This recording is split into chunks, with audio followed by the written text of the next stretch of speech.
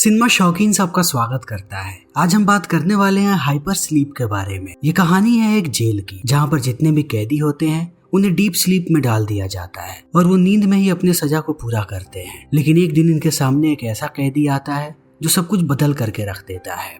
कहानी की शुरुआत होती है और हमें पता लगता है कि दिन प्रतिदिन क्राइम बढ़ते जा रहा है। उसके साथ साथ कैदियों की भी संख्या बढ़ती जा रही है। सरकार भी परेशान है क्योंकि अब उनके पास कैदियों को रखने की जगह नहीं है। तभी एक वैज्ञानिक एक नए प्रोग्राम को लेकर के आया है जिसे हिप्नोसिस कहते हैं।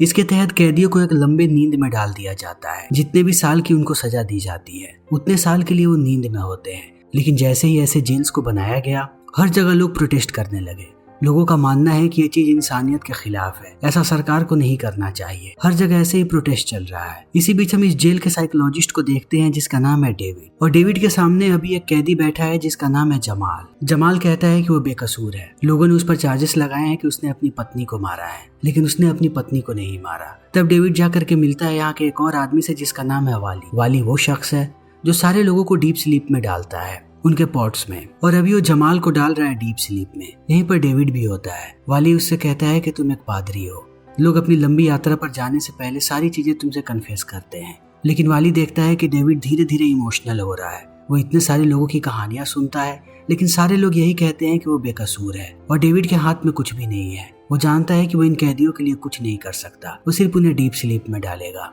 अपना काम खत्म करने के बाद डेविड चला आता है घर पे। तब हम उसकी गर्लफ्रेंड को देखते हैं जिसका नाम है वियोला। वियोला और ये दोनों एक दूसरे को बहुत पसंद करते हैं। ये दोनों इंटीमेट होते हैं और सो जाते हैं। सुबह सुबह जैसे ही डेविड की आंखें खुलती है, वो देखता है कि वियोला उसके सामने ही है। वो उसके किताब को देख रही है। किताब के अंदर एक तस्वीर है। ये तस्वीर डेविड की एक्स वाइफ की है। वियोला उसे ही देख रही है। डेविड समझ जाता है कि वियोला बहुत ही ज्यादा जेलस है। वो तस्वीर को लेता है और वियोला से माफी मांगता है और कहता है कि मुझे इस तस्वीर को यहाँ पर नहीं रखना चाहिए था। तभी वाली कॉल करता है और डेविड को कहता है कि आपको जल्दी यहाँ पर आना पड़ेगा। जब डेविड पहुँचता है तब उसकी मुलाकात होती है अपने एक क्लासमेट से जिसका नाम है रियाल्डी। रियाल्डी डेविड को कहता है कि तुम्हारे डिपार्टमेंट से मुझे मैसेज आया था। वो चाहते हैं कि मैं तुम्हारी जगह लूं, लेकिन तुम्हारी जगह लेने से पहले मैं तुम्हें ऑब्जर्व करना चाहता हूँ। मैं कुछ महीनों तुम्हारे साथ रहूंगा, उसके बाद ही मैं तुम्हारा काम कर पाऊंगा। डेविड इन बातों को सुनने के बाद आश्चर्यचकित रह जाता है क्योंकि डिपार्टमेंट ने उसे कुछ भी नहीं बताया था और आज सीधा उन लोगों ने उसका रिप्लेसमेंट भेजा है। वो तुरंत बात करता है अपने सीनियर से जिसका नाम है लेवी। लेवी कहती है कि हमने तुम्हारे कॉन्ट्रैक्ट को रिन्यू नहीं किया है। रियाल्डी समय से पहले आ गया। हम तुम्हारे कॉन्ट्रैक्ट को इसलिए रिन्यू नहीं कर रहे हैं क्योंकि तुम्हारी मानसिक स्थिति ठीक नहीं है। मुझे ये बात पता है कि अपनी पत्नी के मौत के लिए तुम अपने आप को जिम्मेदार मानते हो। तुम्हें लगता है कि तुम्हारी पत्नी अगर डिप्रेशन में गई तो सिर्फ तुम्हारे कारण, और तुम इस चीज से बाहर नहीं आ पा रहे। इसलिए मैं चाहती हूँ कि तुम छुट्टी लो, इस काम को छोड़ो और अपने ऊपर काम करो, तभी तुम अपने आप को बेहतर बना पाओगे। तुम्हारी जगह अब रियाल्डी लेगा थोड़े समय के बाद। इन बातों को सुनने के बाद डेविड भी वापस आ जाता है। आज वो लोग एक कैदी को नींद से उठाने वाले हैं जिसका नाम है एना। डेविड एक एक करके रियाल्डी को सारा प्रोसेस बता रहा है कि कैसे ये लोग कैदियों को भेजते हैं नींद में और सपने का सिलेक्शन कैसे करते हैं। इसी बीच एना उठ जाती है। तब डेविड रियाल्डी को सारी चीजें बताने लगता है कि अब एना के दिमाग में कितनी उथल पुथल हो रही है। एना के उठते ही डेविड उसे पूरी बात बताता है कि पिछले 9 साल से तुम डीप स्लीप में हो। तुम्हें 9 साल की सजा मिली थी क्योंकि तुमने 2 बच्चों को मार दिया था अपनी गाड़ी से कुचल करके। एना इन सारी बातों को याद करके चिल्लाने लगती है। वो कहती है कि उसने ऐसा कुछ भी नहीं किया है। फिर से उसके दिमाग में बहुत सारे उथल पुथल होते हैं। जैसे ही दिमाग की फ्रीक्वेंसी ऊपर जाती है, ये मशीन उसे डीप स्लीप में फिर से डाल देता है। डेविड चला आता है वापस आने के बाद वो वियोला को लेकर के जाता है डिनर पे। वहाँ पर वो उसे बताता है कि डिपार्टमेंट मुझे जल्दी ही रिटायर कर रहा है, अब मेरी नौकरी चली जाएगी थोड़े समय में। मैं सोच रहा हूँ कि मैं अपने घर को बेच दूं, हम दूसरी जगह एक घर ले लें, तुम्हारे घर के बिल्कुल नजदीक में। वियोला कहती है कि तुम चाहो तो मेरे घर पर भी रह सकते हो। अभी इनकी बातें चल ही रही होती है, तभी एक बच्चा आकर के वियोला को माँ कहता है। इस चीज को देखने के बाद डेविड चौंक जाता है। तब वियोला कहती है कि तुम्हें बच्चे शायद कोई गलतफहमी हुई है, चलो मैं तुम्हें तुम्हारी माँ के पास लेकर के चलती हूँ। वो उसे लेकर के चली जाती है। अगली सुबह डेविड जॉगिंग करते हुए पहुंचता है जेल के पास। तब वो देखता है कि बाहर बहुत सारे प्रोटेस्टर्स हैं। उसमें से एक आदमी चला आता है डेविड के पास और कहता है कि तुम्हें भी शायद पूरी सच्चाई पता नहीं है इस जेल की। हम चाहते हैं कि इस जेल की सच्चाई पूरी दुनिया को पता लगे कि कैसे तुम लोग कैदियों को टॉर्चर करते हो और उनकी मानसिक स्थिति को कहीं का नहीं छोड़ते। डेविड इन बातों पर ज्यादा ध्यान नहीं देता। तभी रियाल्डी उसे कॉल करता है और अंदर बुलाता है। जैसे ही डेविड अंदर आता है, वो देखता है कि उसके सामने एक कैदी है 517, जिसके बारे में किसी को कुछ भी नहीं पता। रियाल्डी तब से उसके डिटेल्स को निकालने की कोशिश कर रहा है, लेकिन सिस्टम में इस कैदी का कोई भी डेटा नहीं है। इन्हें इसका नाम तक नहीं पता और ये कैसे उठा इन्हें ये बात भी नहीं पता। तब डेविड बात करने की कोशिश करता है 517 से, लेकिन ये आदमी बिल्कुल भी कोऑपरेट नहीं करता। ये दोनों का मजाक बनाता है। इन सारी चीजों को देखने के बाद डेविड रियाल्डी को कहता है कि इसे फिर से नींद में डाल दो। रियाल्डी कहता है कि हमारे पास डेटा नहीं है और ना ही कोई प्रोटोकॉल है, हम ऐसा नहीं कर सकते। अगर हमने इसे नींद में डाला तो ये नियमों का उल्लंघन होगा। तभी 517 कहता है कि मुझे पता है सब कुछ डेविड के बारे में, मुझे ये बात भी पता है कि ये जल्दी ही रिटायर होने वाला है। इन बातों को सुनते ही अब डेविड भी भड़क जाता है और वो जाकर के हर जगह पता लगाने लगता है 517 के बारे में। वो सबसे पहले जाता है 517 के लॉकर को खोलने के लिए, लेकिन वो जैसे ही लॉकर खोलता है हर जगह अलार्म्स बजने लगते हैं और लॉकर खुलता भी नहीं। तब वो नीचे आता है 517 के पॉट को देखने के लिए। पॉट पर भी उसका कोई भी नाम नहीं होता। पॉट के बगल में एना का पॉट है जिसका ऑक्सीजन बंद हो गया था। तब डेविड उसके ऑक्सीजन को फिर से शुरू कर देता है। तभी वो यहाँ पर रियाल्डी को देखता है और कहता है कि मेरे अलावा यहाँ पर सिर्फ तुम ही मौजूद थे, कहीं तुम उसे भगाने की साजिश तो नहीं कर रहे। तभी यहाँ पर वाली आ जाता है। वाली को देखने के बाद डेविड उसे कहता है कि आदमी 517 को यहाँ से भगाने की साजिश कर रहा है। रियाल्डी कहता है कि मैं साजिश नहीं कर रहा, तुम साजिश कर रहे हो। तुमने उस कैदी को जगाया और अब अपनी गलती को छुपाने के लिए तुम उसे सुलाना चाहते हो ताकि तुम्हारी गलती पर पर्दा पड़ जाए, और बिना किसी को बताए तुम अपनी माशुका को भी यहाँ पर लेकर के आए हो। इन बातों को सुनने के बाद वाली भी भड़क जाता है और बंदूक तान देता है डेविड पे। वो डेविड को कहता है कि ऊपर चल करके दिखाओ कि आखिर कौन है ऊपर। ये तीनों चले आते हैं ऊपर ये लोग देखते हैं कि 517 के बगल में वियोला है। वियोला को देखने के बाद अब डेविड भी चौंक जाता है और कहता है कि उससे दूर रहो। और वाली भी गुस्से में है। वो कहता है कि मैं तुरंत डॉक्टर लेवी को रिपोर्ट कर रहा हूँ कि यहाँ पर क्या हुआ है, लेकिन वो जाता उससे पहले 517 कुछ कहना चाहता है उससे। तब वाली चला जाता है उसके बगल में। 517 उससे बंदूक छीनता है और मार देता है वाली को। उसे मारने के बाद वो बंदूक तानता है डेविड पे और उसके हाथों में हथकड़ी लगा देता है। फिर उसके सामने ही वो करीब आने लगता है वियोला के। वो उसके कपड़े उतारता है और धीरे धीरे उसे किस करने जाता है, लेकिन बीच में ही वो रुक जाता है और गला दबाना शुरू कर देता है वियोला का। इस चीज को देखने के बाद डेविड बहुत ही ज्यादा परेशान है। वो अपने हाथों को छुड़ाने की कोशिश कर रहा है। वो देखता है कि 517 जल्दी ही मार गिराएगा वियोला को। वो अपनी पूरी ताकत लगाता है और हथकड़ी को तोड़ करके चला जाता है वो उस कैदी के पास और उसे मारना शुरू कर देता है। वो उसका गला तब तक दबाता है जब तक उसकी मौत नहीं हो जाती। फिर थोड़े समय के बाद डेविड की आंख खुलती है। वो अपने सामने पाता है डॉक्टर लेवी को। अब डेविड कैदियों की कुर्सी पर है। लेवी उसे कहती है कि तुम्हें एक नींद से जगाया गया है, तुम्हें अब तक कैद में रखा गया था, क्या तुम्हें याद है कि तुम्हारा क्राइम क्या है? तब डेविड कहता है कि हाँ, मैंने कैदी 517 को मार दिया था। लेवी कहती है कि ये पूरी सच्चाई नहीं है। इतना कहने के बाद वो वियोला की तस्वीर दिखाती है और डेविड से कहती है कि क्या तुम इसे पहचानते हो? वो कहता है कि हाँ। तब वो उससे पूछती है कि तुम इससे पहली बार कैसे मिले थे, और यहाँ से कहानी चली जाती है फ्लैशबैक में। हम वियोला को देखते हैं अपने बेटे लियो के साथ, जो उसे लेकर के आई हुई है जेल में, क्योंकि वो अपने पिता को एक संदेश देना चाहता है वीडियो के थ्रू, जिसे ये लोग नींद में प्ले कर देंगे। इनके जाने के बाद डेविड वियोला के पति की पूरी फाइल देखता है। वियोला का पति कोई और नहीं बल्कि कैदी 517 था, जिसका नाम था कार्लो। उसने अपनी रखेल को मारा, जिसके लिए उसे सजा हुई थी। लेकिन कहीं ना कहीं अब डेविड पसंद करने लगा है वियोला को। वो जाता है उसके कॉन्सर्ट को देखने के लिए। कॉन्सर्ट के बाद वो उससे कहता है कि मैं तुम्हारे साथ डेट पर चलना चाहता हूँ। तो वियोला उसे अपने घर पर इनवाइट करती है। ये दोनों घर जाते हैं और कुछ अच्छा समय साथ बिताते हैं। फिर ये दोनों इंटीमेट हो गए और एक साथ रहना शुरू कर दिया। अब कहानी आ जाती है वर्तमान समय में।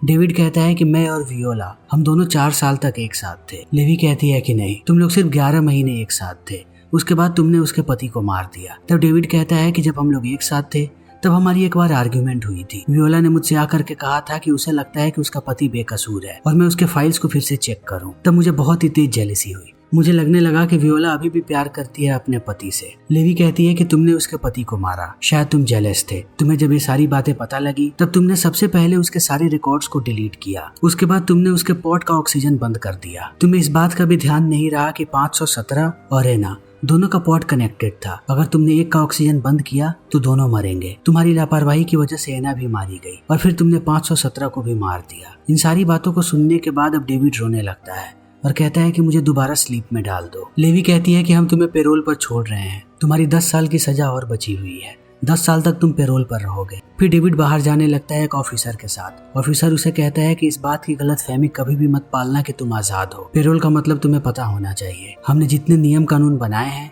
तुम्हें उन सब का पालन करना पड़ेगा। वो ले जाकर के डेविड को छोड़ देता है एक कमरे में और एक पेपर को चिपका देता है दीवार पर, जिसमें सारे नियम कानून लिखे हुए हैं। अब डेविड को इन सबको फॉलो करना पड़ेगा। समय ऐसे ही बीतने लगता है।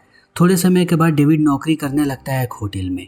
एक दिन वो सीसीटीवी कैमरे में देखता है कि एक आदमी खड़ा है जो गोली मारने का इशारा कर रहा है। थोड़ी देर के बाद जब डेविड दोबारा देखता है तब उसे कोई भी नजर नहीं आता। वो चला आता है बाहर और आकर के बैठता है उन सारे लोगों के साथ जिन्हें जेल से रिहा किया गया है। सब अपना अपना एक्सपीरियंस बता रहे हैं कि जेल से निकलने के बाद उन्हें कैसा लग रहा है। इसी बीच एक औरत बात करना शुरू करती है। डेविड जैसे ही उसकी शक्ल देखता है उसे लगता है कि ये उसकी मरी हुई पत्नी है, लेकिन थोड़ी देर के बाद उसका चेहरा बदल जाता है। डेविड को समझ में नहीं आता कि आखिर उसके साथ क्या हो रहा है। वो इस बात को समझ जाता है कि वो हेलुसिनेट कर रहा है। वो जो कुछ भी देख रहा है उसे उस पर भरोसा नहीं करना चाहिए।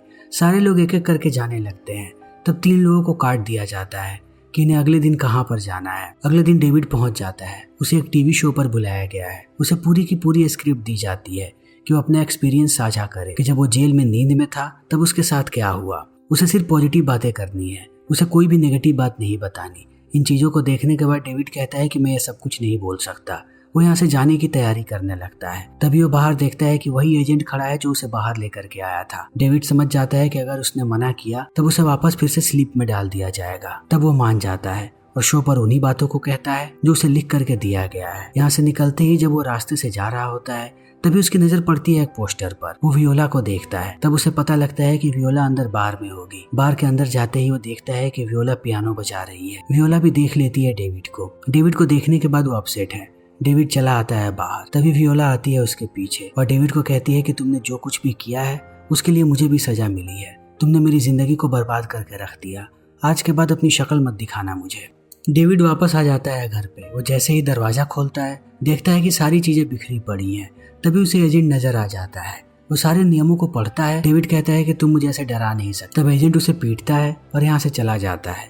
डेविड देखता है कि उसकी दीवार पर एक तस्वीर है। वो समझ नहीं पाता कि यह तस्वीर यहाँ पर क्यों रखी गई है। वो तस्वीर को लेता है और वापस चला आता है काम पे। तभी उसकी नजर पड़ती है वाली पर। वो देखता है कि वाली बूढ़ा हो चुका है। डेविड जेल में था, उसकी उम्र वहाँ पर नहीं बढ़ी, मगर वाली 10 साल बूढ़ा हो चुका है। ये दोनों बातें करने लगते हैं। वाली कहता है कि जितने भी लोगों को जेल से छोड़ा गया था किसी को पता नहीं कि वो कहाँ पर है, इसलिए तुम्हें अपना ख्याल रखने की जरूरत है। डेविड उससे कहता है कि मुझे एक तस्वीर मिली है, मुझे इसका मतलब समझ में नहीं आ रहा। तब वाली उसे एक बंदूक देता है और कहता है कि इसे चलाना सीख लो, तभी कहीं तुम जिंदा बच पाओ। इतना कहने के बाद वो चला जाता है। तब डेविड जाता है उस जगह पर जिस जगह को उसने तस्वीर में देखा था। वो जाता है घर के पास। ये घर पाओलो का है। तभी डेविड को याद आता है कि पाओलो एना का पति है जिसे गलती से मार दिया था डेविड ने।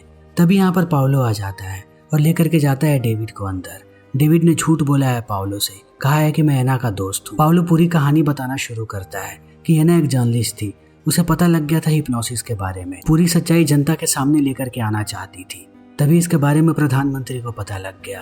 उसने एना को डलवा दिया जेल में और वहीं पर उसे मार भी दिया गया ताकि हमेशा के लिए बात दब जाए।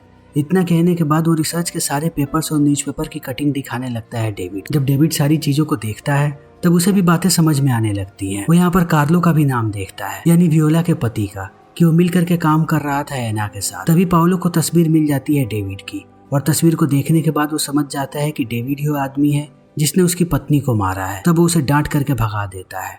अब डेविड बहुत परेशान है।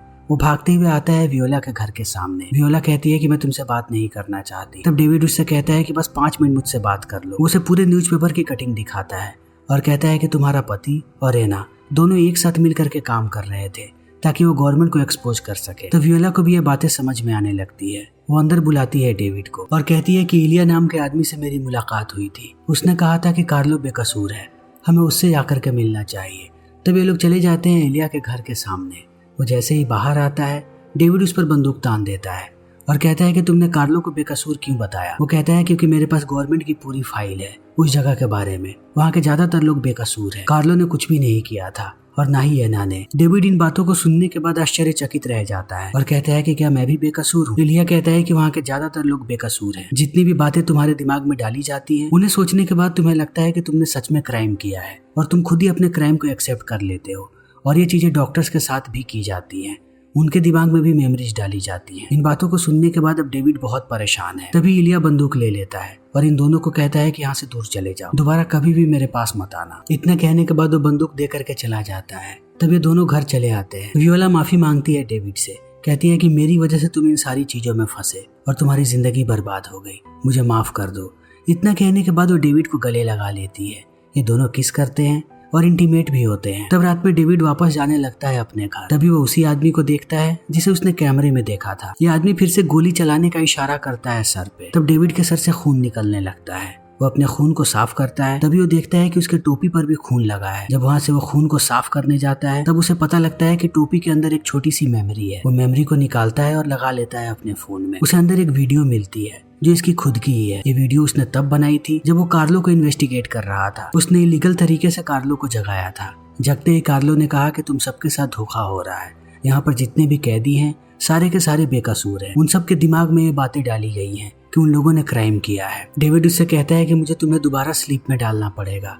कार्लो कहता है कि आखिर तुम मेरी मदद क्यों कर रहे हो। तभी उसे याद आता है कि 2 साल से वो नींद में है और शायद डेविड अब वियोला के साथ है। कार्लो उसे कहता है कि वियोला को मेरे बारे में कुछ भी मत बताना, तभी वो सुरक्षित रहेगी। इन सारी मेमोरीज को देखने के बाद अब डेविड को भी चीजें समझ में आ रही है। वो वापस आने लगता है वियोला के घर पे। तभी वो देखता है कि कुछ लोग उसे किडनैप करके लेकर के जा रहे हैं। वो उनका पीछा करना शुरू कर देता है। ये सारे लोग जाते हैं एक बिल्डिंग के भीतर। बाहर एक लाइन लगी हुई है, अंदर पार्टी चल रही है, लेकिन जिनके पास इनविटेशन है सिर्फ वही अंदर जा सकते हैं। तब डेविड भी लाइन में लग जाता है। वो लिस्ट से एक नाम पढ़ता है और बेवकूफ बना करके चला जाता है अंदर जाते ही उसकी मुलाकात होती है रियाल्टी से। तब वो उस पर बंदूक तान के लेकर के जाता है ऊपर और इससे पूछता है कि ये सब कुछ क्या हो रहा है और तुम यहाँ पर क्या कर रहे हो। रियाल्टी कहता है कि जल्दी ही यहाँ पर प्राइम मिनिस्टर आने वाले हैं, यानी कोस्टा। मैं उनके लिए काम करता हूँ और उनके ही ऑर्डर पर मैंने एना और कार्लो को मारा है। सरकार से ऊपर कोई भी नहीं है, तुम उनके खिलाफ कभी नहीं जा सकते। इन बातों को सुनने के बाद डेविड नीचे आ जाता है। उसने बंदूक तान करके रखा है रियाल्टी पे। कोस्टा उसके सामने ही है। वो कोस्टा को कहता है कि वियोला को यहाँ पर लेकर के आओ वरना मैं रियाल्टी को मार दूंगा। इस चीज को देखने के बाद सारे लोग डरने लगते हैं। तब वो ऊपर गोली चलाता है। इस चीज को देखते ही ये लोग वियोला को ले आते हैं। डेविड वियोला को लेता है और रियाल्टी को उनके हवाले करके जाने लगता है। तभी वो देखता है कि उसकी एक्स वाइफ उसके सामने ही खड़ी है और उसने अपने सर पर बंदूक तान करके रखा है। तभी अचानक सारे लोग गायब हो जाते हैं और एक लड़की नाम पुकारती है डेविड का। तब डेविड को एहसास होता है कि वो अभी भी कैदी की कुर्सी पर बैठा हुआ है और लेवी उसके सामने है। उसे दोबारा उठाया गया है। वो कभी भी बाहर नहीं गया था। वो लेवी को कहता है कि मैं बेकसूर हूँ, मुझे सारी चीजें पता है। यहाँ पर जितने भी कैदी हैं वो सारे के सारे बेकसूर हैं, इन सबको छोड़ दो। तभी बाहर से एक गार्ड आता है। लेवी उसे कहती है कि सब कुछ ठीक है। इतना कहने के बाद वो एक आईना देती है डेविड को। डेविड जब अपनी शक्ल देखता है तब उसे पता लगता है कि वो 37 साल से जेल में है। 1 साल के बाद वो आजाद हो जाएगा, लेकिन अब वो पूरी तरीके से बूढ़ा हो चुका है। वो फूट फूट कर रोने लगता है। कहीं ना कहीं उसकी बातों का असर हुआ है लेवी पे। सबके जाने के बाद लेवी जाकर के उसके लॉकर को चेक करती है। अंदर उसे बहुत सारे न्यूज़पेपर की कटिंग मिलती है, उसके साथ साथ उसकी कैप भी। तब उसे याद आता है कि डेविड ने कहा था कि उसके कैप के अंदर एक मेमोरी कार्ड है। वो मेमोरी कार्ड ढूंढने लगती है। अंत में उसे मेमोरी कार्ड मिल भी जाता है, यानी कि डेविड सच बोल रहा था और अब लेवी के पास सबूत भी है और वो सबूत को दुनिया के सामने ला सकती है अगर गवर्नमेंट ने उसे जिंदा छोड़ा तो। फिर इसी के साथ ये फिल्म यहीं पर खत्म हो जाती है। तो दोस्तों, हमारी आज की वीडियो यहीं पर ख़त्म होती है।